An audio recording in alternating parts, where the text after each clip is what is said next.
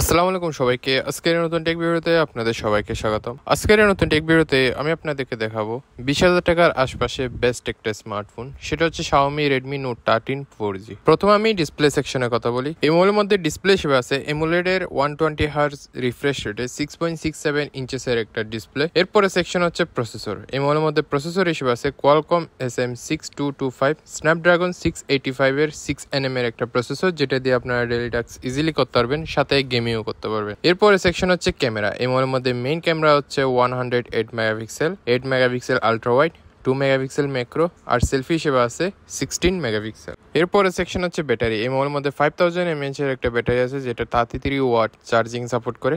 এই মোবাইলটা আপনারা 4 কালারের মধ্যে পাবেন। একটা হচ্ছে মিড নাইট ব্ল্যাক, একটা হচ্ছে মিন্ট গ্রিন, আর একটা হচ্ছে আইস ব্লু, আর একটা হচ্ছে ওশান সানসেট। এই মোবাইলের 256GB যে ভ্যারিয়েন্ট আছে, সেটা বর্তমানে 19,999 টাকার মধ্যে পেয়ে যাবেন। তো আজকে ভিডিও এতটুকুই। দেখা হবে আরেকটা নতুন ভিডিওতে। আল্লাহ হাফেজ।